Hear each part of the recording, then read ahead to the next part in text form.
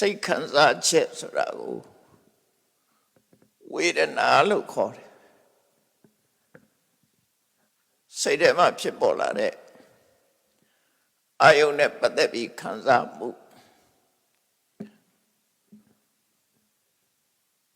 ဝိဓမ္မာသဘောအရစိတ်ခံစားမှုဆိုတာဝေဒနာဆိုတာယောဂကိုပြောတာမဟုတ်ဘူးစိတ်ခံစားမှုမှာအမျိုးမျိုးရှိတဲ့ထဲမှာရသော်ဗျာကစိတ်ခံစားမှုတွေကိုတစ်မျိုးတည်းဟောတာမဟုတ်ဘဲနဲ့အမျိုးမျိုးဟောထားတာဖြစ်တယ်အဲ့ဒါကိုဘဟုဝေဒနိယသုတ်ဆိုပြီးမေဇိယဗန္နတပါဠိမှာသုတ်တုတ်ဖြစ်ဟောကြားထားတာရှိတယ်အဲ့ဒီတည်းမဲ့မတတ်ဖို့ရတော့အကောင်းဆုံးချမ်းသာဒုက္ခချမ်းသာဒုက္ခကစိတ်ခံစားမှုနဲ့တင်ပတ်သက်တာမဟုတ်ဘဲနဲ့စိတ်ခံစားမှုလွတ်ကင်းတဲ့ဟာကိုလည်းပဲချမ်းသာဒုက္ခလို့ခေါ်တာရှိတယ်အဲ့ဒါကြောင့်မို့ဒီသုတ်တံကိုနားထောင်ပြီးတဲ့အခါမှာဝေဒနာမျိုးနဲ့အကောင်းဆုံးချမ်းသာဒုက္ခသိရှိကြအမှာဖြစ်တယ်အဲ့တော့ဘုဝေဒနိယသုတ်တံရဲ့ဏိဒံလို့ပြောရမယ်စတင်ထားတဲ့အနေထားကတော့ဆွေးနွေးပွဲတစ်ခုကနေပြီးသို့မဟုတ်ညှင်းခုန်ပွဲတစ်ခုကနေပြီးတော့စတင်လာတဲ့တရားဒေသနာဖြစ်တယ်ရှန္ဒနာရဲ့မှတ်တမ်းအရပြောရမယ်ဆိုရင်မြတ်စွာဘုရားဟာတာဝတိမြို့အနာရမင်းတထေးဆောက်လုပ်လှူဒန်းတဲ့စေရွန်ကျောင်းမှာတရင်သုံးနေထိုင်စဉ်ကအဖြစ်ပြက်တစ်ခုပါတဲ့အဲ့ဒီမှာတာဝတိမြို့မှာပင်စကင်ကဆိုတဲ့လက်သမားဆရာကြီးတူရှိတယ်ပင်စကင်ကလက်သမားဆရာကြီးစာပေကျမ်းကမှာတော့အထက်ကရာမှာတော့ပင်စကင်ကဆိုတာသူ့နာမည်လို့ခေါ်တယ်လက်သမားတွေအသုံးပြုတဲ့လက်နဲ့ကလည်းပဲ5မျိုးရှိတယ်လို့ဆိုတယ်နော်အဲ့ဒီ5မျိုးရှိတယ်အဲ့ဒီ5မျိုးကိုအကြောင်းပြုပြီးတော့လည်းပဲပင်စကင်ကပင်စကအင်ကလက်နဲ့5မျိုးကိုသုံးချတယ်ဒါလက်နဲ့5မျိုးကတော့စာပေမှာဖော်ပြထားတာကပဲကွက်ရဲ့ပစိန်ရဲ့စူးဆောက်ရဲ့ရိုက်ပုတ်စရာထုတ်ရဲ့နောက်ပြီးတော့ချိန်သီးလို့ခေါ်တယ်ကျိုးနဲ့တက်ထားတဲ့ချိန်နဲ့ချိန်သီးအဲ့ဒီ5မျိုးကိုဆောင်းပြီးတော့သစ္စာတွေခွဲစိတ်တဲ့ပုဂ္ဂိုလ်သစ္စာတွေဖြောင်းအောင်ခွဲစိတ်ပြီးတော့သစ္စာနဲ့ပတ်သက်တဲ့လုပ်ငန်းတွေလုပ်တဲ့ပုဂ္ဂိုလ်တွေကိုထပတိအစာအုပ်တွေတိဆောက်တဲ့ပုဂ္ဂိုလ်ကိုထပတိလို့ခေါ်တယ်အဲ့တော့တမန်အပြင်ထပတိဆိုတာလက်သမားပေါ့သူတို့လက်သမားဆရာကြီးလက်နဲ့5မျိုးကိုင်ဆွဲထားတဲ့လက်သမားဆရာကြီးလို့ဆိုလို့တယ်သူကလည်းတရားနဲ့ပတ်သက်ပြီးတော့ဝါသနာပါတယ်တတိတော့သူနဲ့ရှင်ဥဒ္ဒကြီးဆိုတဲ့ယဟန်နဲ့ဆုံတွေ့ကြတာဆုံတွေ့ပြီးရှင်ဥဒ္ဒကြီးကိုရှ िख ိုးဝှချပြီးတော့ရှင်ဥဒ္ဒကြီးကိုမေးခွန်းတစ်ခုသူကမေးလိုက်တာအဲ့တော့ဒီဥဒ္ဒကြီးဆိုတာလဲစာပေကျမ်းကမှာ3ပါလောက်ရှိတယ်ပထမဥဒ္ဒကြီးကတော့ကာလဆိုတဲ့စကားလုံးရှိရထက်တာတော့ကာလုဒ္ဒကြီးလို့ခေါ်တယ်အဲ့ဒါတော့မြတ်စွာဘုရားနဲ့ဖွာဘက်တော့အမကြီးကနေပြီးတော့ရံဖြစ်လာတယ်အဲ့ဒါကြတော့ကာလုဒ္ဒကြီးလို့ပဲသုံးနေရှိတယ်သူကလည်းဒါဥဒ္ဒကြီးအနေနဲ့တော့တပါပေါ့နော်ကာလဥဒ္ဒကြီးအသားညို့လို့ကာလဆိုတဲ့နာမည်ထည့်ထားပုံရမှာ အသားရောင်ကလည်းအဲ့ဒီမှာမျိုးစုံရှိတယ်ရှင်သာရိပုတ္တရာနဲ့ရှင်မောက္ကလန်တောင်အသားရောင်ခြင်းမတူဘူးတဲ့ရှင်သာရိပုတ္တရာကအသက်ဖြူအသက်ဝါပေါ့ပမာရရဲ့အသားလို့ဟာမျိုးအသက်ဝါလို့ခေါ်တာရှင်မောက္ကလန်ကြတော့မဟုတ်အသားညို့တယ်အဲ့ဒီနှစ်ပါးကဥပတိတ်ကောလိတယောနာတိချင်းတငယ်ချင်းဖြစ်ပေမဲ့လို့အသားရောင်ချင်းမတူကြဘူးဒါကတော့လူဆိုတာကိုကျိုးပေးနဲ့ကိုမျိုးရိုးနဲ့ကိုပဲအသားညိုတဲ့လူကညိုတယ်ဖြူတဲ့လူကဖြူတယ်ရှင်သာရိပုတ္တရာရဲ့အသားရောင်ကိုဖော်ပြတာဥရဏထက္ကရာမှာတွေ့ရှိရတယ်ဒီဥမာနေတော့ကရှင်သာရိပုတ္တရာယုတ်တုနဲ့ရှင်မောက္ကလန်ယုတ်တုထုတဲ့အခါမှာရှင်သာရိပုတ္တရာယုတ်တုကတော့အဝါရောင်အဖြူရောင်ဆေးဆိုးထားပြီးရှင်မောက္ကလန်ယုတ်တုကြတော့နက်ပြရောင်အပြာရောင်အညိုရောင်ဆိုးထားတယ်ဘာလို့အဲ့လိုဆိုးတာတော့လို့ဆိုခုနပြောတဲ့အတိတ်ပဲရှင်သာရိပုတ္တရာကအသားဖြူတယ်ရှင်မောက္ကလန်ကအသားညိုတယ်ဒါကြောင့်မို့လက်ဝဲတော့ရန်လက်ရတော့ရန်ဒီမထေမြတ်နှစ်ပါးရဲ့အသားကိုဖော်ပြထားတာဖြစ်တယ်ပေါ့မာပြေမှာတော့သိပြောလို့မရှိဘူးသို့တော့အထက်ကရာထဲမှာတော့အဲ့တိုင်းပါတာဟုတ်တယ်နော်အဲ့တော့ဒီဥရဤနဲ့ပတ်သက်လာလို့ရှင်လေမြတ်စွာဘုရားဖွာဘက်တော်ဥရဤကအသားညို့လို့ငိုတဲ့ကာလုဒ္ဒဤကာလဥဒ္ဒဤလို့သူခေါ်တယ်နောက်တစ်ခါထွားတော့ကြိုင်ကြိုင်ဥရဤတစ်ပါးရှိတယ်အဲ့ဒါကိုတော့မဟာဥဒ္ဒဤလို့ခေါ်တယ်နောက်ဥရဤတစ်ပါးကအသိဉာဏ်နဲ့ထုံထိုင်တယ်အသိဉာဏ်ထုံထိုင်တယ်ပညာသိမတတ်ဘူးဒါပေမဲ့စွာတယ်ဟိုနေရာပါဒီနေရာပါခြင်းအငြိမ့်မနေတဲ့ဥဒ္ဒဤအဲ့ဒီကိုတော့လာလူဒ္ဒဤလို့ခေါ်တယ်လာဥဒ္ဒဤလူဆိုတာလေစရိုက်ဆိုတာရှိတာပေါ့နော်လူစရိုက်ဆိုတာရှိအဲ့တော့စာပေကျမ်းကမှာဥဒ္ဒဤ၃ပါးရှိတယ်ဒါပေမဲ့ထက္ကရာမှာတော့ဒီဥဒ္ဒဤကိုပညာရှိဥဒ္ဒဤဆိုမဟာဥဒ္ဒဤဖြစ်နိုင်တယ်ပေါ့ကာလုဒ္ဒဤတော့မဟုတ်အဲ့တော့မဟာဥဒ္ဒဤဆိုတဲ့ကိုရောကြီးဒီမဟာဥဒ္ဒဤနဲ့ပတ်သက်တဲ့ဇာတ်လမ်းလေးတွေလည်းရှိတယ်သူကကြီးကနေသိမ့်မုန်းတယ်တခါတော့ကကြီးကနေတက်ပြီးတော့အဲ့တော့ကြီးကနေကိုတက်ပြီးတော့ချိတ်ထားတာလောက်ဖူးတယ်နောက်မှဘုရားကရှုပ်ချပြီးတော့ကံွယ်ရသူပဲအစားတော့လည်းကြီးတယ်ညကိုဆွမ်းခံစားရတယ်သူကအဲ့ဒီဇာလန်နေလည်းရှိတယ်လက်တုကိကောပမတုတ်ဆိုတာကြတော့ရှင်ဥရညဆွမ်းခံစားရတယ်ကိုသူကရမောင်းလည်းထွားတယ်ဖိုက်ခေါင်းကလည်းကျဲတယ်ဆိုတော့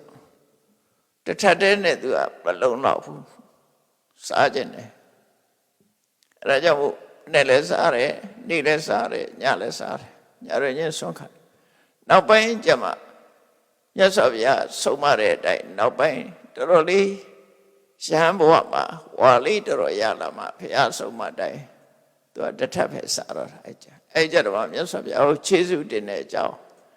လာရောက်လျှောက်ထားတဲ့သုတ်တံခုနလက်တုကိကောပမသုတ်တံဆိုလက်တုကိကဆိုဖိလုံးငှက်ငယ်လေးနဲ့ပတ်သက်တဲ့သုတ်ကလေးဥပမာပေးပြီးတော့ဟောတဲ့သုတ်အခုဒီပဟုဝေရဏိယသုတ်မှာစိတ်ခံစားချက်မျိုးစုံနဲ့ပတ်သက်ပြီးတော့လက်သမားဆရာကြီးကရှင်ဥဒ္ဒဤကိုလျှောက်တာအရှင်ဘုရားဥဒ္ဒဤတဲ့ဗန္တိဥဒ္ဒဤရှင်ဘုရားဥဒ္ဒဤ စိတ်ခံစားချက်ဘယ်နှမျိုးမြတ်စွာဘုရားဟောပါတယ်ဒီမေကွန်လေးမေးတာမြတ်စွာဘုရားကစိတ်ခံစားချက်တွေဝေဒနာတွေကိုဘယ်နှမျိုးဟောပါတယ်ဆိုသူကဖြေတာတိတ်သောခောခပတိဝေဒနာဟုတ်တာပကဝတာဒုက္ခဝေဒနာဒုက္ခဝေဒနာအဒုက္ခမဒုက္ခဝေဒနာလို့ဆိုမြတ်စွာဘုရားကစိတ်ခံစားချက်၃မျိုးဟောတယ်တဲ့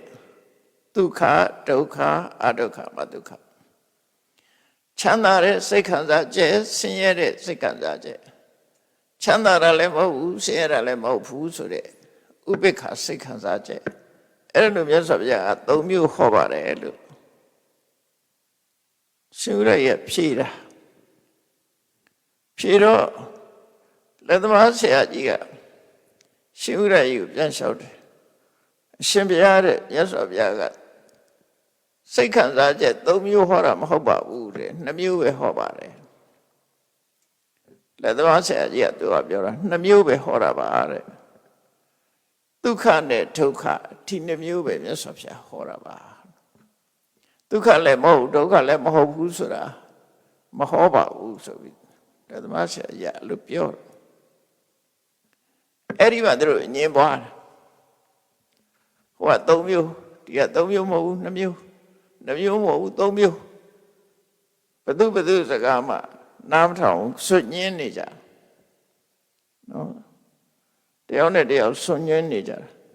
နားလဲအောင်ပြောလို့မရဘူးဥရကြီးပြောတာလဲလက်သမားကလက်မခံဘူးလက်သမားဆရာကြီးပြောတာလဲဥရကြီးကလက်မခံအဲ့တော့တယောက်နဲ့တယောက်အပေးယူမတည့်ပဲနဲ့ညင်းကြခုန်ကြတယ်အဲ့ဒီကနေစပြီးဒီသုတ်တန်ဟောလာတာမြတ်စွာဘုရားနော်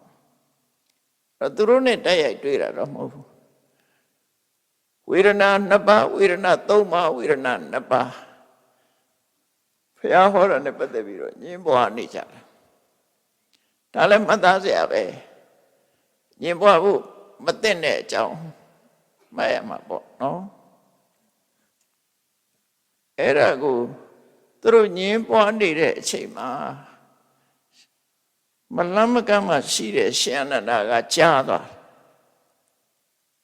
သူတို့နှုတ်ညင်းနေတာကိုကြားတော့အရှင်အနန္ဒာကမြတ်စွာဘုရားစီသွားတယ်သွားပြီးတော့မြတ်စွာဘုရားကိုတယုတ်တသေးရှိခိုးကတော့ပြုတ်ပြီးတော့သူတို့ညင်းပွားနေတာကိုဘုရားသွားလျှောက်တယ်ဒီအကြောင်းကိုမြတ်စွာဘုရားကိုလျှောက်တယ်အဲ့တော့မြတ်စွာဘုရားကရှင်အနန္ဒာကိုပါပြောတော့ဆိုအနန္ဒာတဲ့ဒီလက်သမားဆရာကဖြစ်နိုင်တဲ့အကြောင်းရှိရတဲ့နဲ့ဥရယီစကားကိုလက်မခံတာတဲ့ဥရယီကလည်းပဲလက်သမားဆရာစကားကိုနားမထောင်တာတဲ့ငါရှင်းရှင်းပြောမယ်ဆိုလို့ရှိရင်ငါဟာဝေဒနာကို2မျိုးလဲဟောတယ်ဖြစ်နိုင်တဲ့ဒီအရာဒီမျိုးစုံတဲ့ရွက်ချက်မျိုးစုံတဲ့ငါဝေဒနာကို2မျိုးလဲဟောတယ်3မျိုးလဲဟောတယ်5မျိုးလဲဟောတယ်6မျိုးလဲဟောတယ်18မျိုးလဲဟောတယ်36မျိုးလဲဟောတယ်နော်800လဲ108လဲဟောတယ်800လဲဟောတယ်800လဲဟောတယ်အဲ့တော့စိတ်ခံစားချက်တွေကိုအမျိုးစုံဟောထားတာဗျာ2မျိုးဟောတယ်3မျိုးဟောတယ်4မျိုး5မျိုးဟောတယ်နော်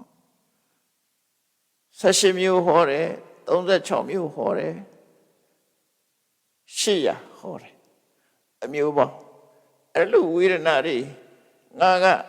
သူ့နီးနဲ့သူ့ရွက်ချက်နဲ့သူအဲ့လိုဟောထားပါဖြစ်တဲ့နဲ့တူနဲ့တူနားမထောင်ပဲနဲ့အပေးယူမဖြစ်ပဲနဲ့တူပြောတာကိုတူကလက်မခံဘူးဖြစ်နေကြတယ်ပေါ့အဲ့ဒီလိုလက်မခံလို့ရှိရင်တူနဲ့တူအငင်းပွားမယ်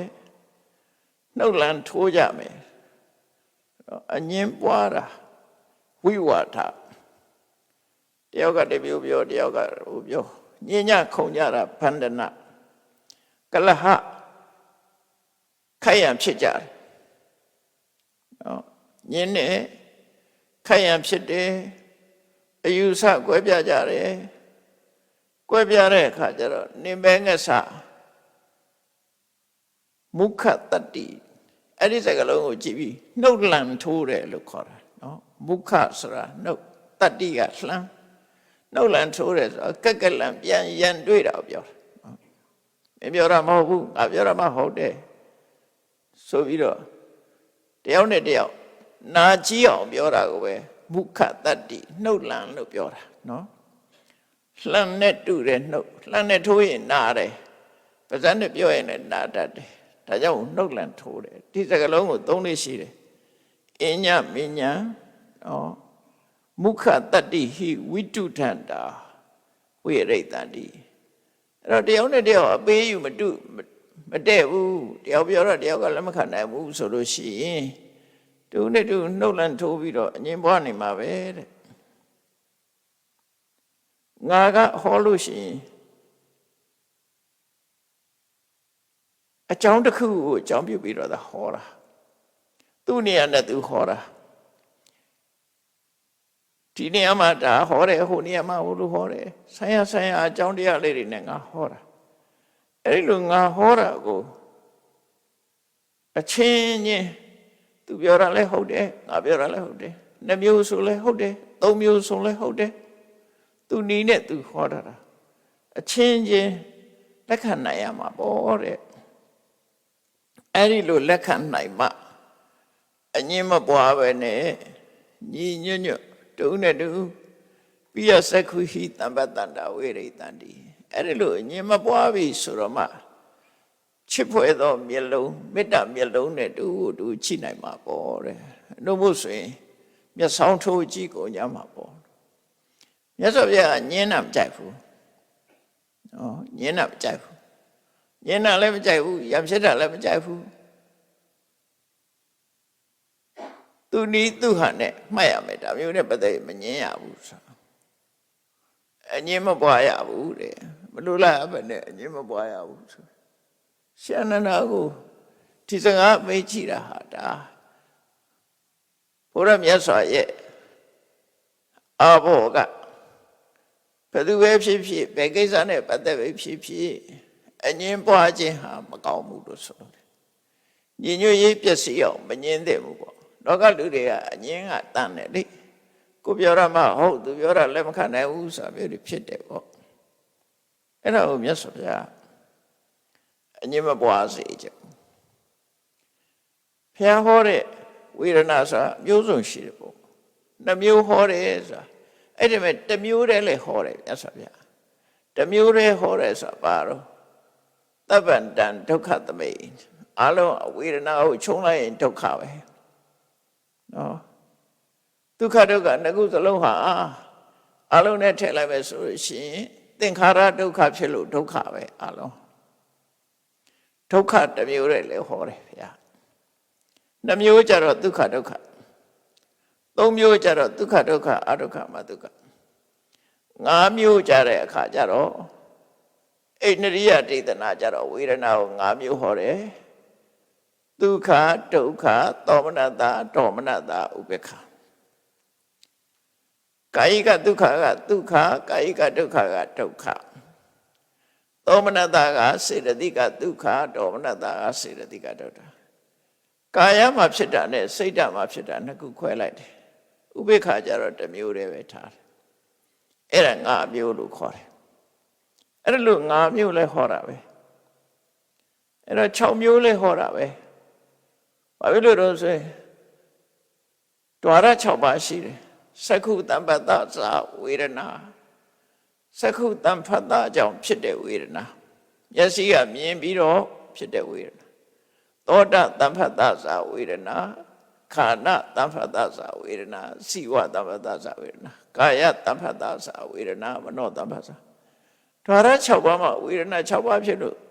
အဲ့လိုလဲ6မျိုးလဲဟောတာရှိတယ်လို့သူတို့ဆိုတယ်ပေါ့နော်အဲ့လိုဝေဒနာတွေကိုအမျိုးစုံမြတ်စွာဘုရားဟောသွားတာ အဲ့ဒါကို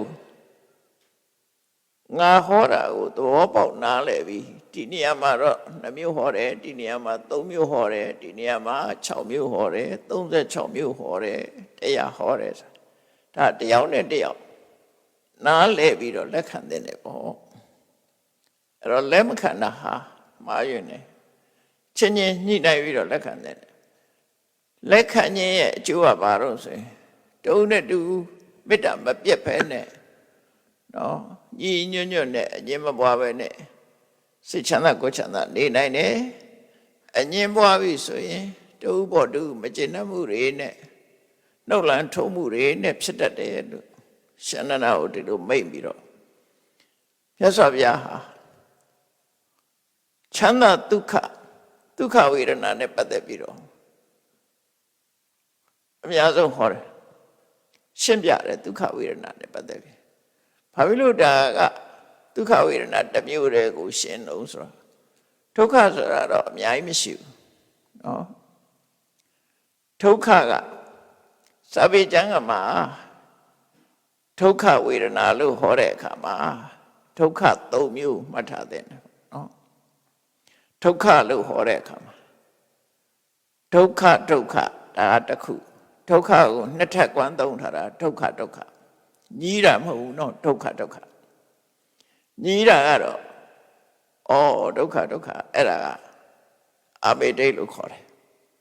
ဒါကတော့ဒုက္ခဆိုတဲ့အတိုင်းတကယ်ဒုက္ခလို့ပြောလို့တာနှစ်ထပ်ကွမ်းပြောတာနောက်ပြီးတော့ဝိပရိနာမဒုက္ခပြောင်းလဲသွားတဲ့ဒုက္ခနောက်ဆုံးတစ်ခုကသင်္ခါရဒုက္ခလို့အဲ့သုံးမျိုးကခွဲလေးရှိတယ်အဲ့ဒါလေးကိုသတိထားနံပါတ်1ကဒုက္ခနံပါတ်2ကဝိပရိနာမဒုက္ခဝိပရိနာမဒါကြီးနဲ့ပြောင်းလဲသွားတဲ့ဒုက္ခသင်္ခါရဒုက္ခအဲ့ဒါဒုက္ခဆိုတာဘယ်ဟာခေါ်တာတော့ဆိုရင်တကယ်ခန္ဓာကိုယ်ပေါ်မှာနာကျင်ကြိုက်ခဲတဲ့ကာယိကဒုက္ခဒါတစ်ခုစိတ်ဆင်းရဲတဲ့ဒုက္ခက2ခုဒေါသမှုတွေဆိုတာဒေါသနဲ့ရှင်တဲ့စိတ်က2ခုရှိတယ်အဲ့ဒီမှာဒုက္ခဆိုဒီမှာကာယိကဒုက္ခရဲ့အဲ့ဒါကိုအပြီးတော့မှကျတော့ဒုက္ခသဟကိုကာယဝိညာဉ်စိတ်ကာယိကဒုက္ခဒါတစ်ခုစေတသိကဒုက္ခကျတော့2ခုရှိတယ်ဒေါသမှုတွေဒေါမနတလို့လည်းခေါ်တယ်အဲ့ဒါက2ခုပေါင်းလိုက်တော့3ခုအဲ့ဒီ3ခုကကိုဆင်းရဲမှုစိတ်ဆင်းရဲမှုအဲ့ဒီ3ခုဟာဒုက္ခဆိုတဲ့အတိုင်းတကယ်ကိုလူသိများတဲ့ဒုက္ခခန္ဓာကိုယ်မှာဖြစ်ပေါ်နေတဲ့နာကျင်ကြိုက်ခဲမှုလူတိုင်းသိတယ်ဒုက္ခခေါင်းကြိုက်တယ်ကြောအောင်တယ်ခါနာတယ်ဒူးနာတယ်သွားကြိုက်တယ်အဲ့ဒါတွေကကာယကဒုက္ခလို့ခေါ်တယ်စိတ်ညစ်တယ်စိတ်ဆင်းရဲတယ်လောကကြီးမှာမပြောဘူးဝမ်းနေတယ်ဆိုတာအဲ့ဒါစေတသိကဒုက္ခအဲ့ဒီဒုက္ခတွေကိုလူတိုင်းကသိတယ်သိတာထင်ရှားတဲ့ဒုက္ခအဲ့ဒါကိုဒုက္ခလို့ပြောတာနော်ဒုက္ခသည်3ခုရှိတယ်ဒုက္ခဆိုတဲ့အတိုင်းတကယ်ဆင်းရဲတာတွေအဲ့ဒါတွေနောက်ဝိပရိနာမဒုက္ခဆိုပြောင်းလဲသွားလို့ဖြစ်ရတဲ့ဒုက္ခအဲ့ဒါဘာကိုခေါ်တာတော့ဆိုဒုက္ခနဲ့သောမနတကိုခေါ်တာဒုက္ခဝေဒနာကကာယိကဒုက္ခသည်ဒုက္ခဝေဒနာနော်စေတသိကဒုက္ခသည်သောမနတအဘိဓမ္မာနဲ့ပြောမယ်ဆိုရင်သောမနတကိုစိတ်62ခုနဲ့ဒုက္ခတော့ကာဝဉ္ဇဉ်စိတ်တစ်ခုအလုံး63ခုဟာဒုက္ခသည်သူ့အတူနေရင်ဒုက္ခနဲ့သောမနတသည်သူ့အတူနေရင်ဒုက္ခအဲ့ဒီဒုက္ခသည်ပြောင်းလဲသွားတာနဲ့တပြိုင်နက်ဒုက္ခလို့ဆိုလို့ရတယ်နော်ဒုက္ခဝေဒနာဆိုဒီတိုင်းမနေဘူးလေအပြောင်းလဲဖြစ်သွားတာဒုက္ခဝေဒနာကုံဆုံးလိုက်တာနဲ့ဒုက္ခဖြစ်သွားတယ်အဲ့ဒါကြတော့ဒုက္ခ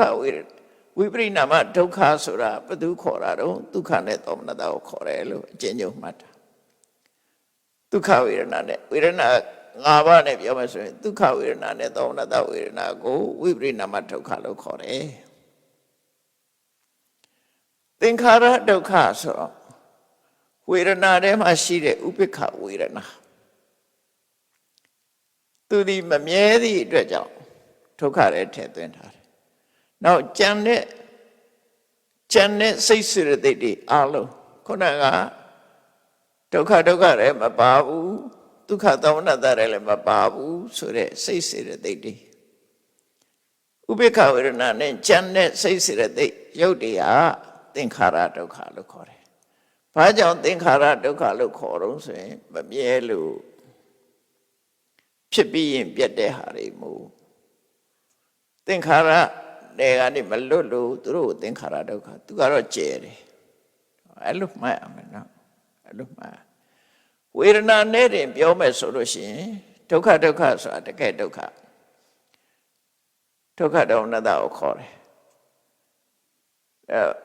ဝိပရိနာမဒုက္ခဆိုတာဒုက္ခနဲ့ဒေါမနတကိုခေါ်တယ်သင်္ခါရဒုက္ခဆိုတာဥပိ္ပခဝေဒနာကိုခေါ်တယ်လို့ဝေဒနာကြည့်ပြောရင်အဲ့လိုပြောနော်အဲ့လိုဆိုလို့တယ်ပေါ့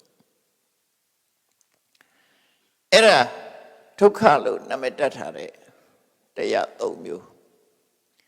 အဲ့တော့မြတ်စွာဘုရားကတခါတည်းဒုက္ခလို့ပဲပြောလိုက်တယ်တခါတည်းဒုက္ခနှစ်ခုပြောတယ်တခါတည်းက၃ခုပြောတယ်အဲ့ဒါသူ့နေရာနဲ့သူ့အကြောင်းနဲ့သူဟောထားတာဖြစ်လို့နားလည်ရမယ်သဘောပေါက်ရမယ်လက်ခံနိုင်ရမယ်အဲ့လိုဆိုလို့တယ်အဲ့လိုမြတ်စွာဘုရားကငါကသူ့အကြောင်းနဲ့သူဟောတာကိုလက်မခံဘဲနဲ့အငြင်းပွားနေလို့ရှိရင်ရှံဖြစ်မှာပဲတဲ့တယောက်နဲ့တယောက်မတည့်တာပဲဖြစ်လိမ့်မယ်ငါသူနီးနဲ့သူဟောတာတဲ့အရာကိုအချင်းချင်းပြန်လာနားလည်မှုပေးတယ်ဆိုလို့ရှိရင်တော့အငြင်းမပွားပဲနဲ့ညီညွတ်ကြမှာပဲတဲ့အငြင်းပွားခြင်းမပွားခြင်းအကြောင်းကိုမြတ်စွာဘုရားရှင်းပြတာကိန္တိတုတ်မှာဆိုလည်းပဲအငြင်းပွားစရာပေါ်လာလို့ရှိရင်မတူရင်မတူဘူးလို့မှတ်ထားတူတဲ့နေရာမှာဆွေးနွေးမယ်အခုခေတ်မှာပြောတာမဟုတ်ဘူးနော်အယူဝါဒချင်းမတူဘူးဆိုလို့ရှိရင်မတူတာဖဲထားတူတာကိုနဲ့သွားကြမယ်လို့ပြောကြတယ်။မြတ်စွာဘုရားဟောလွန်ခဲ့တဲ့နှစ်ပေါင်း2600တဲ့ဟောထားတာအဲ့ဒီဟာ။နော်တယောက်နဲ့တယောက်လက်တွဲတယ်မိသားစုဆိုတာတယောက်နဲ့တယောက်အမြင်ချင်းညှိလို့မရဘူးဆိုရင်ထားညှိလို့ရတဲ့ဟာနဲ့သွားညှိလို့မရတာအသာထားမဆွေးနွေးနဲ့အဲ့ဒါလွတ်ထားလိုက်ပြီးတော့သူနဲ့ကိုယ်သဘောတူတဲ့ဟာနဲ့ဆက်ပြီးအလုပ်လုပ်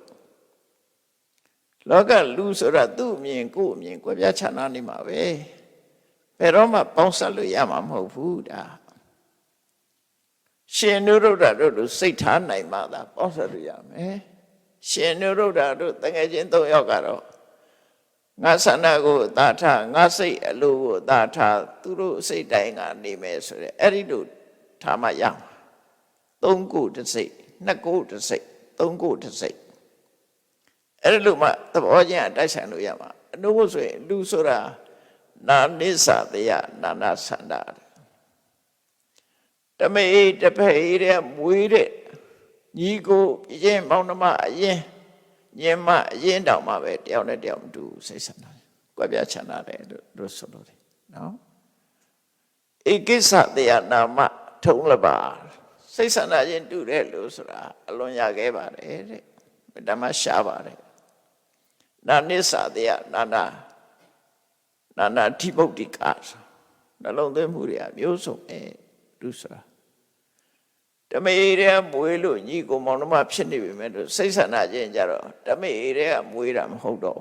ရှုပ်ကတာဓမေတဲ့မွေးတာစိတ်ကြတော့တစ်မျိုးစီပဲနော်လူဆိုတာစိတ်ကတော့အဲ့ဒါကိုမြတ်စွာဘုရားကနားလည်နိုင်ရမယ်လို့ဆုံးမတာနားလည်ဖို့လိုအပ်တယ်မငင်းနဲ့နားလည်ရမယ်ဆိုပြီးတော့ဗာဆက်ဟောတော့ဆိုချမ်းသာဒုက္ခအဆင့်ဆင့်တဲ့မှာအကောင်းဆုံးချမ်းသာပါလေလောကလူတွေဟာ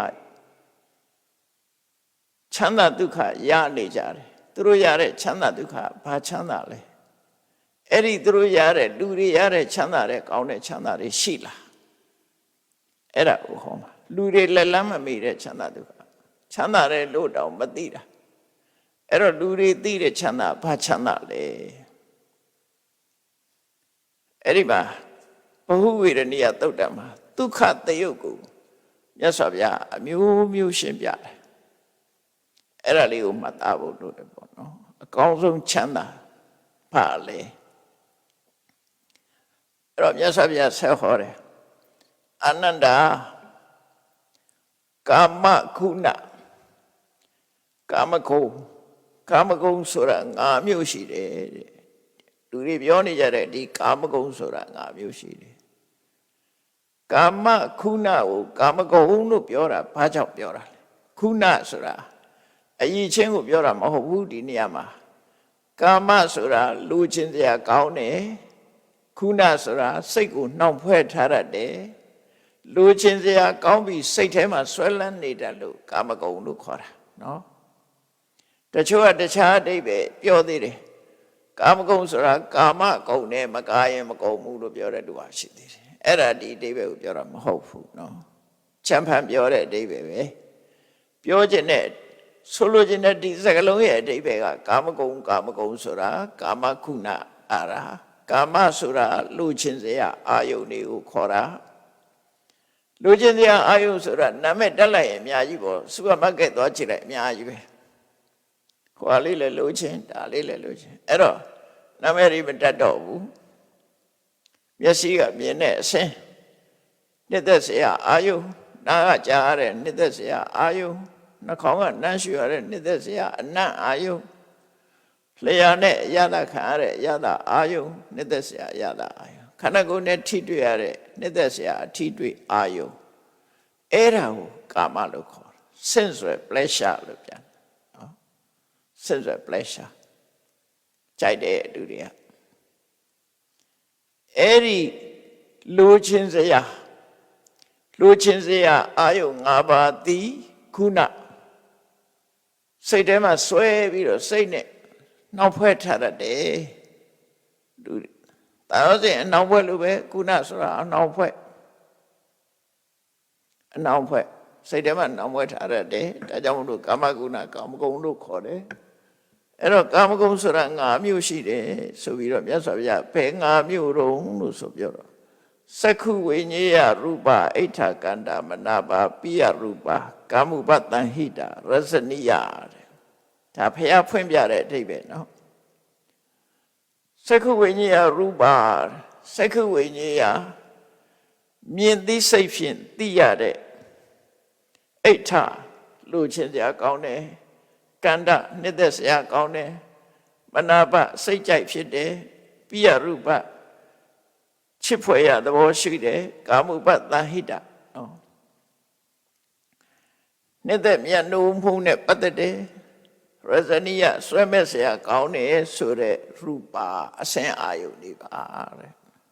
ဒါဒီတိုင်းပဲဟောတာပဲနေရာပဲဖြစ်ဖြစ်နော်ဒီအစင်အာယုန်တွေကမြင်သိစိတ်နဲ့ပဲသိလို့ရတယ်သို့မဟုတ်စက္ခုဒွါရမှာဖြစ်တဲ့စိတ်တွေနဲ့သိလို့ရတယ်မြင်သိစိတ်ကတော့အစဆုံးမို့သူကိုပြောလိုက်တာစက္ခုဝိညာယစက္ခုဝိညာဉ်စိတ်ဖြင့်သိရတယ်စက္ခုဝိညာဉ်စိတ်ဆိုတာဥပလက္ခဏာနဲ့ပြောတာသိတာဇောနဲ့ကြမှာသိတာဖြစ်လို့စက္ခုဒွါရ၌ဖြစ်တဲ့ဝိသိစိတ်နဲ့သိရတယ်လို့ဆိုလို့အမြင်အာယုံကမျက်စိမှာဖြစ်တဲ့စက္ခုဒွါရမှာဖြစ်တဲ့စိတ်တွေနဲ့သာသိနိုင်တယ်လို့သူတို့ဆိုလို့တယ်နော်စက္ခုဒွါရမှာဖြစ်တဲ့စိတ်တွေနဲ့သာသိနိုင်တယ်ဒါတစ်ခုသောတဝိညေယတတ္တအတန်ဆိုတဲ့အာယုံကြတော့ဇာတိစိတ်နဲ့သာသိနိုင်တယ်ခန္ဓာဝိညေယခန္ဓာအနတ်ဆိုတာကြတော့ခန္ဓာဝိညာဉ်စိတ်နဲ့သာသိနိုင်တယ်စီဝဝိညေယရတ္တအယတာဆိုတာဇီဝဝိညာဉ်စိတ်နဲ့သာသိနိုင်တယ်ကာယဝိညာဏဖုတ္တပါထိတွေ့ဆိုတာကာယဝိညာဉ်စိတ်နဲ့သာသိနိုင်တယ်သူနေရာနဲ့ပါသူသိလို့ရတယ် နော်သူ့နေရာနဲ့ပဲသူသိလို့ရတယ်သို့တော့လူတွေခံစားပြီးလူတွေရဲ့စိတ်ထဲကိုဆွဲလန်းအောင်ဖွဲ့နှောင်ထားတတ်တဲ့တရားအာယုံကဒီ၅ပါးပဲဒါတဲ့အာယုံကဒီ၅ပါးပဲအဲ့ဒါကာမဂုဏ်၅ပါးဆိုတာအဲ့ဒါခေါ်ရတယ်အဲ့ဒီကာမဂုဏ်၅ပါးနဲ့ပတ်သက်ပြီးတော့ဖြစ်ပေါ်လာတဲ့ကိုယ်ချမ်းသာမှုစိတ်ချမ်းသာမှုဒုက္ခသောမနတအဲ့ဒါကိုကာမဒုက္ခလို့ခေါ်တယ်ကာမဒုက္ခဆိုတာကာမအာယုန်နဲ့ပတ်သက်တဲ့ချမ်းသာဝေချမ်းသာဒုက္ခအဲ့တော့လူတွေရနေတာဒီချမ်းသာဒုက္ခပဲရတယ်လူတွေအတွေ့အကြုံကဒါပဲဒုက္ခလို့သတ်မှတ်တာပြောလိုက်တာဆိုတာပဲနော်ဘာလို့ပြောတာတော့ပု္ပ္ပာရလို့နော်ပြောဝဲစားထွက်ပြီးတော့စားလို့ဟိုအဒီယာကြည်ရလို့လူတွေကပြောတယ်အဲ့ဒါပဲမျက်စိအာယုံနားအာယုံကာကြခုံညပြောကြပါကြအဲ့ဒါတွေအလုံးဟာကာမဒုက္ခတွေကြီးပဲပြောစရာအာယုံကြောင့်ရရှိလာတဲ့စိတ်ချမ်းသာမှုလို့သူတို့ဆိုလို့တယ်နော်ကာမဂုဏ်၅ပါးကိုအာယုံဆွဲပြီးတော့ဖြစ်ပေါ်လာတဲ့ချမ်းသာမှုဝမ်းသာမှုကိုကာမဒုက္ခလို့ခေါ်တယ်ဒါလူတိုင်းတွေ့ကြုံခံစားရတဲ့ဒုက္ခပဲမခံစားဘူးတဲ့လူရှိမှာမဟုတ်ဘူးလူတွေမကဘူးခွေးတွေလည်းပြောနေကြတာပဲလေအကောင်မလောင်နေလည်းပြောကြတာပဲသူတို့ရတဲ့ချမ်းသာဒုက္ခလည်းကာမဒုက္ခပဲတိရစ္ဆာန်တွေတကောင်ရကြတယ်ကာမဒုက္ခတော့ကာမဒုက္ခလူတွေခံစားလို့ရတာမဟုတ်တိရစ္ဆာန်တွေခံစားနေကြတရားဝါတွေအများဆုံးကဒီကာမဒုက္ခပဲခံစားကြရတာများတယ်အဲ့ဒါကိုပဲအကောင်းဆုံးလို့ထင်တာဒါကြောင့်မို့တပည့်ဆက်ကြတရားဟောတဲ့အခါမှာအဲ့ဒီကာမဒုက္ခကိုချမ်းသာလို့အဲ့ဒီချမ်းသာကိုခံစားဖို့မင်းတို့မကြိုးစားနဲ့ကာမေတုကာမဒုက္ခလိကနုယောကောဆိုတာဘာဖြစ်လို့တော့ဟိနောအတန်းကြတယ်ခမောအရထဲလူတွေခံစားတဲ့ချမ်းသာမျိုးဖြစ်တယ်ပောထုဇဏိကောအများစုကြိုက်တဲ့အာယုံဖြစ်တယ်အနာရိယောမြတ်မှုကိုဖြစ်စေဘူးအနတ္တတိုင်းဟိတောကောင်းကျိုးချမ်းသာမပေးဘူးအဓိကတော့အဲ့ဒါပါပဲအနတ္တတိုင်းဟိတာပျော်ရွှင်ချမ်းမြေ့ပြီးတဲ့အခါမှာကောင်းကျိုးချမ်းသာရလာမှာမဟုတ်ဘူးလို့ဆိုလို့တယ်နော်ဒါပေမဲ့အဲ့ဒါကိုပဲပြောနေကြတာလောကလူတွေကပထမဆုံးသူတို့ရတဲ့ချမ်းသာသည်ကာမဒုက္ခပဲလူတိုင်းရရှိနေတဲ့ချမ်းသာသည်ကာမဒုက္ခအဲ့ဒီမှာမြတ်စွာဘုရားဆက်ပြီးတော့ရှင်းပြတယ်အနန္တာတဲ့မသိနာမလဲတဲ့ပုဂ္ဂိုလ်တွေကဘာပြောတော့ဆိုဧတပရမံတတ္တဒုက္ခံသောမနတံပဋိတံဝေဒင်တိလောကလူတွေဟာကာမချမ်းသာကိုသာလည်းအကောင်းဆုံးလုပ်ပြီးတော့ကာမချမ်းသာဟာအကောင်းဆုံးချမ်းသာပဲလို့ပြောမယ်ဆိုရင်သူစကားကိုငါလက်မခံနိုင်ဘူးတဲ့ခွင့်မပြုဘူးသူပြစကားကိုမှန်တယ်လို့ငါလက်မခံဘာဖြစ်လို့တော့ဆိုတော့အဲ့ဒီချမ်းသာတဲ့ပိုကောင်းတဲ့ချမ်းသာရှိနေသေးတယ်ကာမဒုက္ခအကောင်းဆုံးချမ်းသာလို့ပြောကြတယ်အဲ့ဒါငါလက်မခံဘာဖြစ်လို့တော့ဆိုရင်အဲ့ဒီချမ်းသာတဲ့ပို့ပြီးတော့ကောင်းတဲ့ချမ်းသာရှိသေးတယ်ဘာချမ်းသာလဲဆိုတော့မြတ်စွာဘုရားချမ်းသာတစ်ခုချင်းထုတ်တာ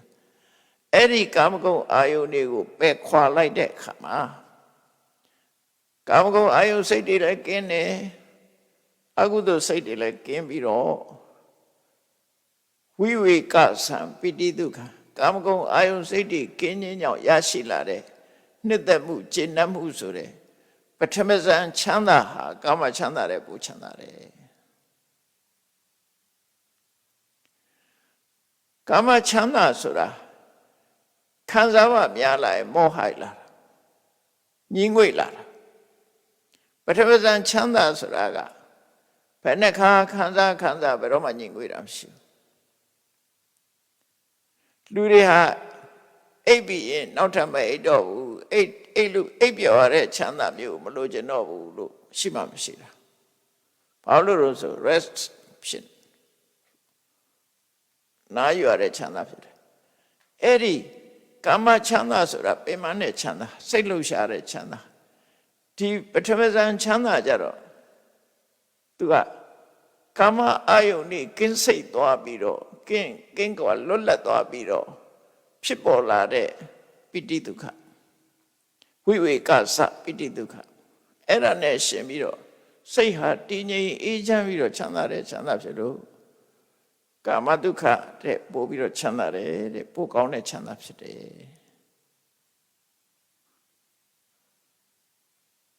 အဲ့ဒီမှာလည်းပဲပထမဇန်ချမ်းသာရတဲ့ပုဂ္ဂိုလ်ကနေပြီးတော့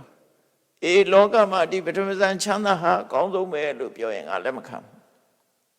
ဘာဖြစ်လို့လဲအဲ့တဲ့ကောင်းတဲ့ချမ်းသာရှိသေးတယ်နော်အဲ့တဲ့ကောင်းတဲ့ချမ်းသာရှိသေးတယ်အဲ့တဲ့ကောင်းတဲ့ချမ်းသာကဘာတုံးလို့ဆိုလို့ရှိရင်ခေါင်းပထမဇန်မှာပါတဲ့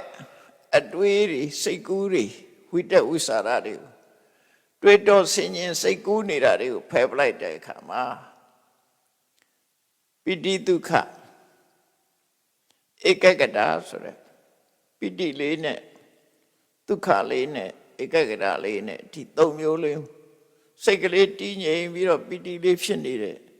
ဒုတိယဇန်ချမ်းသာကပထမဇန်နဲ့ပို့ပြီးတော့ကောင်းတယ်ပထမဇန်ကအာယုန်နဲ့စိတ်နဲ့တွေ့ဆုံနေအောင်လှုပ်ရှားမှုလေးတွေရှိတယ်စိတ်ကူးကြံစည်နေတဲ့ဝိတဝိစာရရဲ့တွန်းအားတွေရှိတယ်ဒုတိယဇန်ရတဲ့အခါအဲ့ဒီအနှောက်အယှက်တွေကင်းပြီးတော့တည်ငြိမ်သွားတယ်ဘာနဲ့တူတော့ဆိုရင်နော်လေတိုင်းလို့လှိုင်းကြက်ကလေးတွေထနေတယ်ရေပြင်းလို့ပဲပထမဇန်ချမ်းသာကကြက်ကလေးတွေထနေတယ်ဒုတိယဇန်ကျတော့လေမတိုင်းလို့ငြိမ်သွားတဲ့အခါမှာရေပြင်းကြီးဟာငြိမ်နေတဲ့ချမ်းသာမျိုးဖြစ်သွားတယ်ပိဋိနဲ့ပဲနေတာဖြစ်တယ်အဲ့ချမ်းသာကပထမဇန်ချမ်းသာတဲ့ပိုချမ်းသာတယ်ခုနကကာမချမ်းသာတယ်လဲချမ်းသာတယ်ပထမဇန်ချမ်းသာတယ်လဲချမ်းသာတယ်ဒါတတိယမြောက်ချမ်းသာပဲနောက်တစ်ခုကျတော့ပိဋိကိုလည်းဖယ်လိုက်တယ်နှစ်သက်ကျေနပ်မှုပိဋိဟာရှင်ထဲမှာလှိုက်ပုတ်နော်နှလုံးသားကိုရိုက်ခတ်တာဖြစ်လို့ဒါမို့ပိဋိကြောင့်မျက်ရည်တောင်ထွက်တယ်လေသူကလှုပ်ရှားတယ်လေပိဋိမျက်ရည်ဆိုတာရှိတယ်အဲ့ဒါကြောင့်ပိဋိပါနေတဲ့ချမ်းသာဟာတကယ်တည်ငြိမ်တဲ့ချမ်းသာမဟုတ်ဘူးဆိုပြီးပိဋိကိုဖယ်လိုက်လို့ဒုက္ခဧကဂတစိတ်ချမ်းသာမှုနဲ့တည်ငြိမ်မှုဒီနှစ်ခုတည်းနဲ့ရရှိတဲ့ချမ်းသာကိုတတိယဇန်ချမ်းသာလို့ခေါ်တယ်အဲ့ဒီတတိယဇန်ချမ်းသာကဒုတိယဇန်ချမ်းသာတဲ့ပိုကောင်းတယ်အဲ့ဒါမသိပဲနဲ့တတိယဇန်ချမ်းသာအကောင်းဆုံးလို့ပြောရင်ငါလက်မခံဘူးတဲ့နော်ငါလက်မခံသေးဘူးဒါဖြင့်တတိယဇန်ချမ်းသာတဲ့ကောင်းတဲ့ချမ်းသာဘာရှိသေးတော့ဆိုဒုက္ခဒုက္ခဆိုရယ်ကုန်ပယ်ပလိုက်တယ်လောကမှာဒုက္ခဒုက္ခခံစားချက်တွေတခုမှမရှိဘူးဒုက္ခဒုက္ခသောမနတဒေါမနတဒါတွေအကုန်ရှင်းသွားပြီးတော့ဥပိ္ပခာဆိုတာလေးတခုပဲရှိတော့ဒါလည်းစိတ်ခံစားချက်ပဲမထင်ရှားတဲ့ဥပိ္ပခာနဲ့ဧကဂတဒီနှစ်ခုနဲ့ယက်တိနိုင်တဲ့စတုထဇန်ချမ်းသာကြတော့ခုနပြောတာတွေပိုချမ်းသာသွားတယ်လုံးဝတည်ငြိမ်သွားတယ်သူကလုံးဝတည်ငြိမ်သွားတယ်လုံးဝတည်ငြိမ်သွားတော့လှုပ်ရှားမှုလုံးဝကင်းတဲ့ချမ်းသာတစ်ခုဖြစ်တယ်အဲ့လိုစရုရဇန်ချမ်းသာရတဲ့အခါမှာသူကပြောလိုက်မယ်တဲ့လောကမှာအကောင်းဆုံးချမ်းသာဟာဒါပဲဆိုရင်ဒါငါလည်းမခံဘူးတဲ့အဲ့ဆိုဘာဖြစ်လို့တော့ဆိုရင်ဒီတဲ့ကောင်းတဲ့ချမ်းသာရှိသေးတယ်တဲ့ဒီတဲ့ကောင်းတဲ့ချမ်းသာဆိုတာရှုံးတဲ့ပတ်သက်တဲ့အာယုန်တွေကိုစွန့်ခွာပလိုက်တယ်ရှုပ်ပိုင်းဆိုင်ရာတွေမရှိတော့နော်ကတိုင်းရုပ်လို့ခေါ်တဲ့ဆံရဲ့အာယုန်တစ်ခုဖယ်ထုတ်လိုက်တဲ့အခါမှာကွက်လက်ကလေးတစ်ခုဖြစ်သွားတယ်ဆိုတော့ပ ထဝီကတိုင်းရှုပြီးတော့ဇန်၄ပါးရတယ်ဆိုတော့အဲ့ဒီအာယုံပေါ်မှာဇန်၄မျိုးရသွားတယ်အဲ့ဒီကတိုင်းအာယုံကိုနှလုံးမသွင်းမဲနဲ့ဖြောက်လိုက်လို့ရှိရင်အဲ့ဒါရပြောက်သွားတယ်ပြောက်သွားပြီးတော့အဲ့ဒီနေရာမှာဘာဖြစ်လာတော့ဆိုကွက်လက်ကလေးတစ်ခုဖြစ်လာအဲ့ဒီကွက်လက်လေးကိုအာကာသလို့ခေါ်တယ်အဲ့ဒီအာကာသလေးကပညာဖြစ်သည့်အတွက်ကြောင့်ဖြစ်တည်ပြက်ဆိုတာမရှိဘူးပညာရဲ့သဘောတရားအဲ့ဒါကြောင့်သူ့အနန္တအာကာသလို့ခေါ်တယ်ဖြစ်တာရဲ့ပြက်သွားတာရဲ့အဲ့ဒီအဆုံးနေမရှိဘူးသူ့ကိုအင်္ဂလိပ်လိုတော့ infinite space လို့ခေါ်နော်အဆုံးအပိုင်းခြားအကန့်အသတ်မရှိတဲ့ space ကွက်လက်ကလေးအဲ့ဒီကွက်လက်ကလေးကိုအာယုံပြုပြီးတော့ဖြစ်နေတဲ့အာကာသနိစ္စယရဏဇံလို့ခေါ်တဲ့အာကာသကိုမိပြုပြီးတော့အာယုံပြုပြီးတော့ဖြစ်တဲ့ဇံစိတ်ကခုနကသရုတ်တဇံချမ်းသာတယ်ပူချမ်းသာသွားတယ်လှုပ်ရှားမှုလုံးဝမရှိဘူးလုံးဝတည်ငြိမ်သွားတယ်လူဟာသရုတ်တဇံအဆင့်ရောက်ရင်တော့မှပဲအသက်မရှူတော့ငြိမ်သွားပုံကတော့အသက်မရှူတော့အသက်မရှူလို့သေမှလားဆိုမသိဘူးသိမ့်မွေ့သွားတာလုံးဝအောက်ဆီဂျင်ပဲအရာမတော့နဲ့တွေးမနေနဲ့နော်အောက်ဆီဂျင်နဲ့ပဲအသက်ရှင်နေလို့ထင်နေတဲ့သူကတွေးကောင်းတွေးလိမ့်မယ်ပေါ့အောက်ဆီဂျင်နဲ့ကောင်းတဲ့အသက်ရှင်စေရထားပြီလေအဲကြောင့်ရှိနေပြီသူကအဲ့တော့အာဂတနိစ္စရဏဆံဆိုတာကခုနသရုတ်ဇံချမ်းသာတယ်ပို့ပြီးတော့ချမ်းသာတယ်အဲ့ချမ်းသာကိုလည်းပဲဒါအကောင်းဆုံးချမ်းသာလို့ပြောမယ်ဆိုရင်ငါလက်မခံသေးဘူးတဲ့ဖေ။သူရဲ့ချမ်းသာတာရှိသေးတယ်။အဲ့ဒီအာကာသကိုရှုပြီးတော့ရတဲ့ဇန်တဲ့အဲ့ဒီအာကာသကိုရှုတဲ့စိတ်ကိုပြန်ရှုပြီးတော့ရတဲ့ဇန်ကပိုကောင်းတယ်။ဘာကြောင့်လဲဆိုရင်အာကာသဆိုတာယုံနဲ့ပတ်သက်နေသေးတယ်။အော်ရှုံးတဲ့လုံးဝမပတ်သက်ဖ ೇನೆ စိတ်ကိုရှုလိုက်တာစိတ်ဆိုတာအကောင့်ထဲမှာမရှိတာနော်အကောင့်ထဲမှာမရှိတဲ့အာယုပေါ်မှာယက်တည်နိုင်တယ်ဆိုတာနေတဲ့စွမ်းရည်မှာမဟုတ်တာအဲ့ဒီဇံကြတော့ဒုတိယအရုပဇံလို့ခေါ်တယ်အဲ့ဒုတိယအရုပဇံက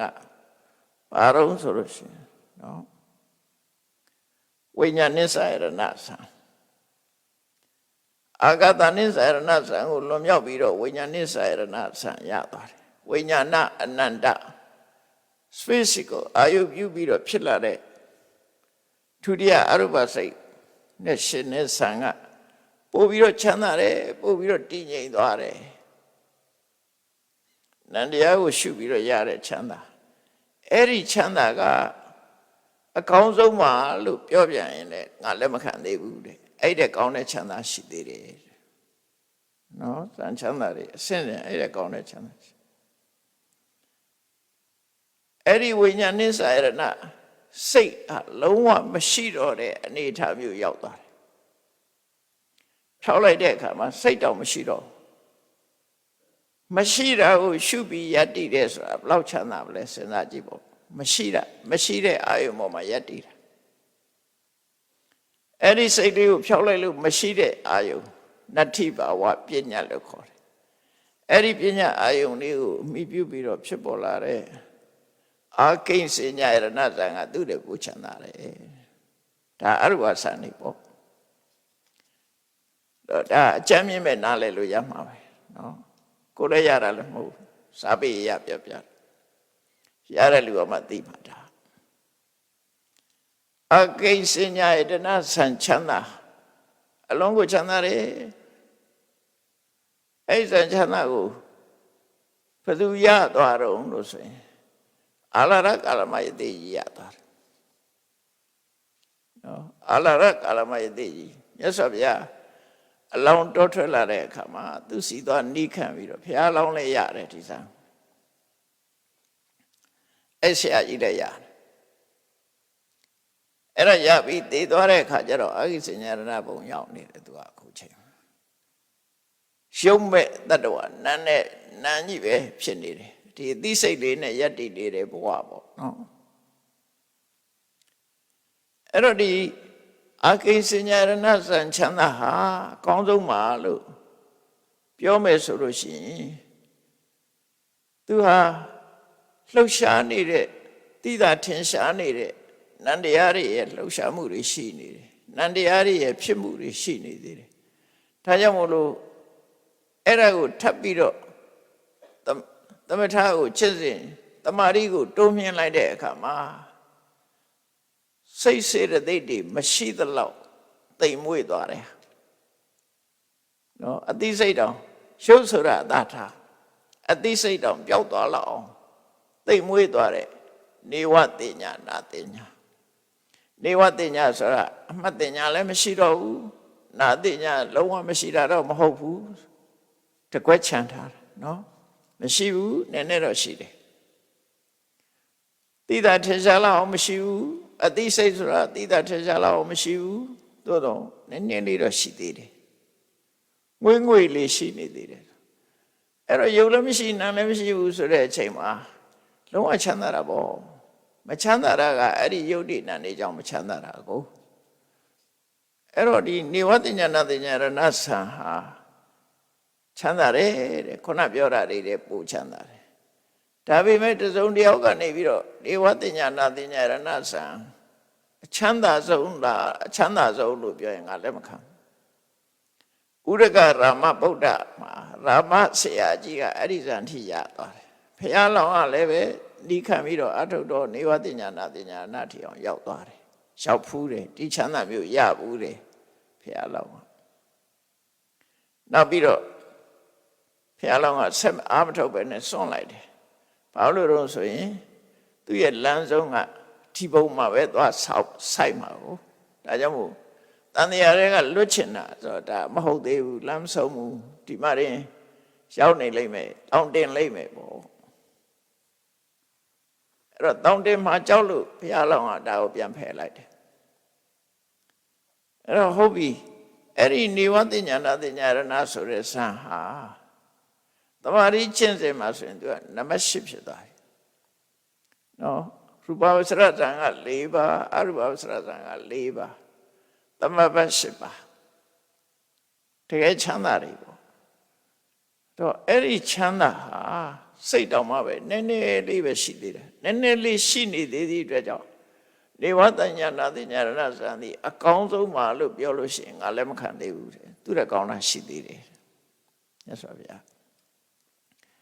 ဒါပြင်သူတဲ့ကောင်းတာဘာရုံလို့ဆိုလို့ရှိရင်နော်နေဝတ္တဉာဏတဉာရဏဇန်ကိုကြော်လွှားပြီးတော့တင်ညာဆိုတဲ့အတိဝေရိဒဆိုတဲ့ခံစားမှုတွေအဲ့ဒါတွေလုံးဝငြိမ့်သွားရမယ်အတိလုံးဝငြိမ့်ရမယ်ခံစားမှုတွေလုံးဝမပါဘူးအတိလည်းမပါခံစားမှုလည်းလုံးဝမပါတဲ့နိရောဓသမဘတ်လို့ခေါ်တဲ့စိတ်စေတသိက်စေတစာယုတ်တွေလုံးဝချုပ်ငြိမ့်သွားတာနော်နန္တရားဆိုလုံးဝဖြစ်တော့ဘူးစိတ်စေတသိက်စေတစာယုတ်လုံးဝချုပ်သွားပြီအဲ့တော့နန္တရားရှိနေသေးရင်မချမ်းသာဘူးဆိုတဲ့အဓိပ္ပာယ်ရတယ်နန္တရားရှိနေသေးရင်မချမ်းသာသေးဘူးသင်္ခါရတရားတွေရှိနေသေးတာကိုအဲ့ဒါကြောင့်ရှုပ်ကြီးတော့ထားလိုက်ရှုပ်ကြီးကတော့ကြမ်းနေသေးတယ်သို့တော့အသိစိတ်တွေကလုံးဝချုပ်သွားတယ်ချုပ်သွားတယ်ဆိုတာ pause လုပ်လိုက်တာပြောတာဘာကြောင့်အသိစိတ်တွေချုပ်ထားပြီးဘယ်လိုပြန်ပေါ်သလဲဆိုလို့ရှိရင်ဥပမာပါနဲ့တူတော့အဲ့ဒီនិရောဓသမဘဝင်စားတဲ့ပုဂ္ဂိုလ်ရဲ့တဏ္ဍာမှာရှုပ်စီဝိတိန်တွေဆိုတဲ့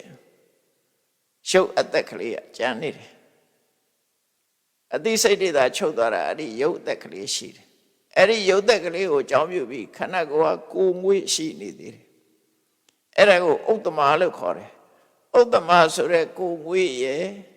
ရှုပ်သက်ရဲ့အဲ့ဒီနှစ်ခုကအပြန်အလှန်ထိန်းကျောင်းနေတာအဲ့တော့အသိစိတ်တွေချုပ်သွားတော့ချုပ်သွားတယ်ဆိုတာအကြောင်းမရှိလို့မဖြစ်တော့တာကိုပြောတာဘယ်ရောက်သွားတော့လို့မစဉ်းစားနဲ့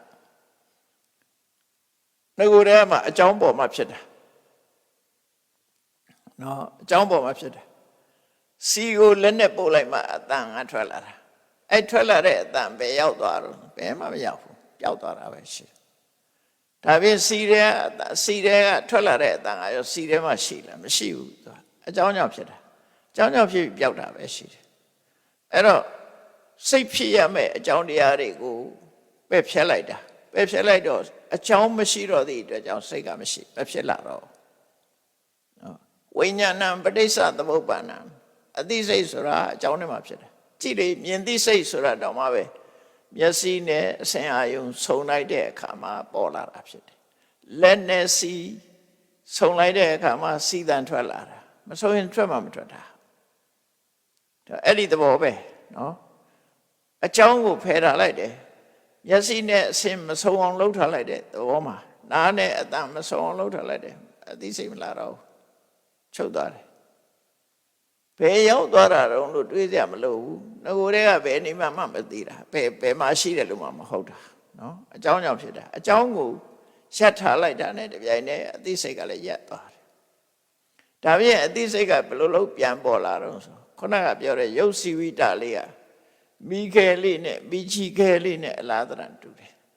သူ့ကိုပြဖုံးထားလိုက်တဲ့ကအဲ့ဒီမိချီခဲလေးက5 နာရီ10 နာရီအဲ့လိုအကြာကြီးနေနိုင်တယ်ငယ်တုန်းကတွေ့ဘူးတယ်အဲ့ဒါတော့ညနေထမင်းမှာချက်စားပြီးတဲ့အခါမှာလူကြီးတွေလှုပ်တာပြင်မှုတယ်မိကြီးကဲလေးကိုစီဝတိလုံးလောက်မိကြီးကဲလေးကိုပြအုံထားလိုက်တာမနဲ့ကြတော့မချီစီလောက်မိကြီးကဲလေးရှိသေးတယ်ပြနဲ့အုံထားတော့လေမတိုက်ရသေးတဲ့အတွက်ကြောင့်အဲ့ဒီမိကြီးကဲလေးကကြံ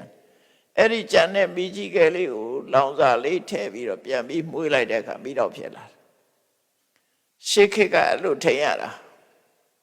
နောက်ပိုင်းကျတော့မီးလောင်တော့မီးကျွင်းမီးချမ်းမထားရဆိုပြီးလှုပ်လာတာလေနော်အဲ့ဒီကနေစားတောက်နိုင်တယ်လေအဲ့ဒါကိုယ်တိုင်ကိုမြင်မှုတဲ့နော်ပြာလေးနဲ့အုံထားတယ်မနေ့ကျရင်အဲ့ဒီပြာလေးတွေဖယ်လိုက်ရင်မီးကြီးကဲရှိနေတယ်ဒါပေမဲ့သေးတော့သေးသွားတယ်ရှိတယ်အဲ့ဒါကိုလောင်စာလေးထည့်ပြီးတော့မှုေးလိုက်တဲ့အခါမှာမီးတောက်ပြန်ရအဲ့ဒီသဘောပဲတဲ့ရှုပ်သက်ကလေးကိုမှီပြုပြီးတော့နန္တရားပြန်ဖြစ်လာတယ်လို့ပြောတာနော်ရှုပ်သက်ကိုမှီပြုပြီးတော့စိတ်ဟာပြန်ပေါ်လာတယ်လို့ပြောတာအကြောင်းပြန်ဆက်မိသွားတယ်ပေါ့အဲ့ဒါကိုတင်ညာဝိရိဒနိရောဓသမဘတ်လို့ခေါ်တယ်တဲ့အဲ့ဒီတော့မြတ်စွာဘုရားအဲ့ဒီထီအောင်ဟောတယ်အသိစိတ်ချုပ်သွားတဲ့ဟာဆိုဘယ်နှခုဖြစ်သွားလဲ9ခုဖြစ်သွားတယ်နော်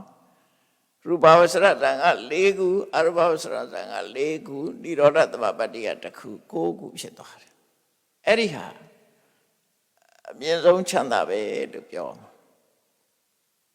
ချမ်းသာတဲ့မှာအဲ့ဒါအမြင့်ဆုံးအကောင်းဆုံးချမ်းသာတဲ့အဲ့ဒီမှာဒီအဆင့်ကိုဘုရားဟောတဲ့တရားကိုနားလည်မှုမရှိတဲ့အညာဒိဋ္ဌိယလို့ခေါ်တဲ့အခြားဘာသာအယူဝါဒမှာနေကြတဲ့ပုဂ္ဂိုလ်တွေကနော်ခောရမကတင်ညာဝိရိဒနိရောဓသမဘတ်ကိုဟောတယ်တဲ့ဟောပြီးတော့အဲ့ဒီနိရောဓသမဘတ်ကိုချမ်းသာဆုံးလို့ပြောတယ်တဲ့အဲ့ဒီမှာသူတို့ကမေးခွန်းထုတ်ကြတယ်တယိတံကိဉ္တုတယိတံကထံတုဘယ်လိုလဲဘာမှမရှိတော့တဲ့စိတ်စေရသိစေရတာယုတ်တိချုပ်သွားတဲ့ဒီနိရောဓသမဘတ်ကိုယဟန်ဂေါရမဒုက္ခလို့သတ်မှတ်တယ်ဘယ်လိုလဲဘာလဲဟောပြောလို့ယဟန်ဂေါရမပြောတဲ့စကားဘာလဲပဲလဲပေါ့သူတို့နားမလဲဘူးပေါ့ဘာလဲပဲလဲမိခွန်းတွေထုတ်လာကြတယ်အဲ့ဒီလိုမိခွန်းထုတ်လာတဲ့အညဒိဋ္ဌိယပြပိုက်တွေကိုဒီလိုပြောတဲ့မင်းတို့ဒီလိုဖြစ်ရမယ်တဲ့ငါလူတို့ခေါ်တော့မြတ်စွာဘုရားကဒုက္ခဝေဒနာကိုသာလင်ဒုက္ခချမ်းသာဒုက္ခလို့သတ်မှတ်တာမဟုတ်ဘူးနော်ချမ်းသာမှုရနိုင်တဲ့နေရာတိုင်းကိုမြတ်စွာဘုရားဒုက္ခလို့သတ်မှတ်တယ်အဲ့ဒါအနောက်ရှက်လုံးဝကင်းတဲ့ချမ်းသာဒုက္ခဖြစ်တယ်ပေါ့နော် နာခောအာဟုသောဘဂဝါဒုက္ခယေဝဝေဒနာဒုက္ခသမိပညာတိခံစားရတဲ့ဒုက္ခကိုသာလဲဒုက္ခလို့သတ်မှတ်တာမဟုတ်ဘူးတဲ့နော်အဲ့တော့လွတ်ကင်းပြီးတော့ငြိမ်းချမ်းတဲ့ချမ်းသာကိုလည်းပဲမြတ်စွာဘုရားဒုက္ခလို့သတ်မှတ်တယ်ဆိုလိုတဲ့အတိပ္ပယ်ကခံစားရမှဒုက္ခမဟုတ်ဘူးမခံစားရရင်လည်းဒုက္ခပဲလို့ပြောတာနားလည်ဖို့ရတော့အဲ့လိုပဲနော်လူတွေကသိတာစိတ်ခံစားရမှဒုက္ခဖြစ်တယ်စိတ်မခံစားရရင်လည်းဒုက္ခဖြစ်တယ်ဆိုတာကိုပြောတာစိတ်ခံစားမှုဆိုတာဟာထာဝရမြဲတဲ့အရာမှမဟုတ်တာအဲ့တော့ပြောမှာဝေရိဒဒုက္ခအဝေရိဒဒုက္ခစိတ်ခံစားမှုနဲ့ပတ်သက်တဲ့ဒုက္ခတစ်ခုစိတ်ခံစားမှုနဲ့မပတ်သက်တဲ့ဒုက္ခတစ်ခုလို့အဲ့တော့စိတ်ခံစားမှုမပါတဲ့ချမ်းသာကိုလည်းပဲမြတ်စွာဘုရားချမ်းသာလို့ဟောတယ်ဒါကြောင့်မို့နိဗ္ဗာန်ပရမန်ဒုက္ခနိဗ္ဗာန်စီအကောင်းဆုံးချမ်းသာလို့ဆိုတာနိဗ္ဗာန်ဘာမှမရှိဘဲနဲ့ခံစားမှုဝေဒနာမရှိဘဲနဲ့ဘယ်လိုချမ်းသာတော့ခန္ဓာဒီဥရယီဆိုတဲ့ကိုတော်ကရှင်သာရိပုတ္တရာကိုမေးခွန်းထုတ်တယ်ရှင်သာရိပုတ္တရာကတရားဟောတဲ့အခါမှာဒုက္ခမိဒံအောသောနိဗ္ဗာန်ငါရှင်နိဗ္ဗာန်ဟာချမ်းသာတယ်လို့ငါရှင်တို့နိဗ္ဗာန်ချမ်းသာတယ်လို့ဟောတော့အရှင်ဘုရားနိဗ္ဗာန်မှာဒုက္ခဝေဒနာမရှိဘူးမဟုတ်လားဘာလို့ချမ်းသာတယ်လို့ပြောနိုင်တာတော့ဆိုအဲ့ဒီဒုက္ခဝေဒနာမရှိလို့ကိုချမ်းသာတယ်လို့ပြောတာရှင်သာရိပုတ္တရာအဲ့လိုပြန်ဖြေတယ်ဒုက္ခဝေဒနာရှိနေသေးရင်ဆင်းရဲလာမှာလေဆင်းရဲကလုံးဝလွတ်ကင်းသွားတာအဲ့ဒါမရှိမှအဲ့ဒါကြောင့်မို့ဒါကလူတွေနားလည်ဖို့ခက်တဲ့ဒုက္ခလို့ခေါ်တယ်ဒါကိုပဲတဏ္ဍိဒုက္ခနော်သင်္ခါရတွေငြိမ်းသွားတဲ့ဒုက္ခတဏ္ဍိဒုက္ခလို့ခေါ်တယ်အဲ့ဒီဒုက္ခမျိုးဟာစိတ်ခံစားမှုရှိတဲ့ဒုက္ခတဲ့စလိုက်ရင်သူကပို့ပြီးတော့ချမ်းသာတယ်လို့ပြောအနှောက်အယှက်ကင်းတဲ့ချမ်းသာဖြစ်တယ်အဲ့ဒီလိုမြတ်စွာဘုရားကရှန္ဒနာကိုရှင်းပြတော့ရှန္ဒနာကမြတ်စွာဘုရားဟောတာကိုဝါမြောက်ဝန္တာတာလို့ခေါ်တယ်ဒါကဘဟုဝေရဏိယသုတ်တံမှာမြတ်စွာဘုရားဟောတဲ့စကားရပ်တွေပဲဖြစ်တယ်တရားချစ်ခင်သူတော်စင်ပြိဿပေါင်းတို့ဒုက္ခချမ်းသာဆိုတာဟာအစဉ်စဉ်ရှိတဲ့အကြောင်းအကောင်းဆုံးချမ်းသာဒုက္ခသည်အဝေရိဒဒုက္ခဘာမှမခံစားရတဲ့ချမ်းသာကပိုချမ်းသာတယ်ခံစားနေရတဲ့ချမ်းသာတွေမှန်သမျှဘယ်ဟာမှမမြဲဘူးအလုံးတော့ဒုက္ခရောက်ဒုက္ခတွေနဲ့ရောရှက်နေတယ်လို့ဆိုတာကိုမှတ်သားနိုင်ယူပြီးတော့အကောင်းဆုံးချမ်းသာရအောင်ကြိုးစားအားထုတ်နိုင်ကြပါစေကုန်သတည်း